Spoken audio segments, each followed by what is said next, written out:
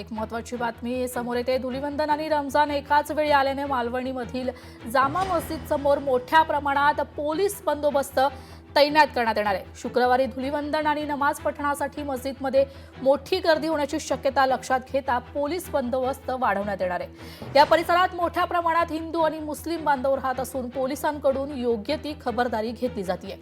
जामा मस्जिद परिसरातून आढावा घेतला आहे आमचे प्रतिनिधी स्वप्नील जाधव यांनी।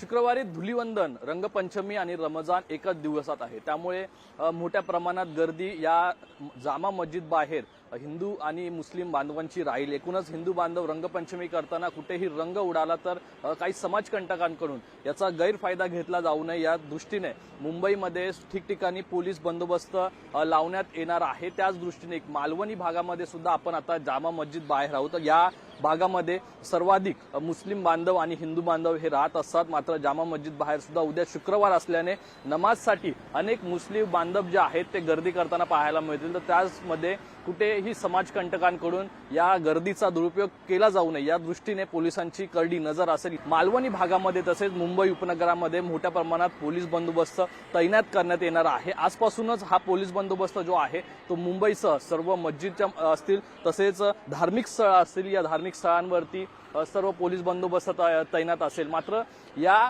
संदर्भात आपण जर बघितलं तर या जामा मस्जिद बाहेर जी गर्दी होणार आहे त्याला सुद्धा कुठेतरी लगाम घालण्याचं किंवा यावरती नियंत्रण ठेवण्याचं काम जे आहे ते पोलिसांमार्फत होणार आहे। कॅमेरा पर्सन रोहित कांबळेसह स्वप्नील जाधव, लोकशाही मराठी, मुंबई। उद्या रंगपंचमी आहे आणि उद्या शुक्रवार असल्यामुळं शुक्रवारची नमाज सुद्धा आहे। ह्याचं सगळं आम्ही लक्षात घेऊन बंदोबस्ताची योग्य प्रकारे आखणी केलेली आहे।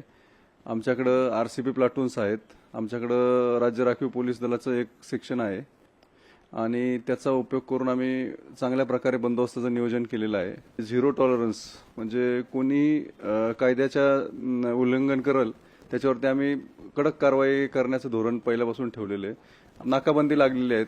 सर्वात प्रथम म्हणजे काय, ही देशाची संस्कृती अशी आहे की सगळे सण जे एकमेकांसोबत आपण साजरा करतो असा इतिहास आहे आपला आणि हेच बघण्याकरता जगातले लोक येतात की एवढी सण, एवढी लोक, एवढी भाषा या देशात आहे आणि ते परंपरा टिकवायची जबाबदारी सगळे धर्म लोकांची आहे।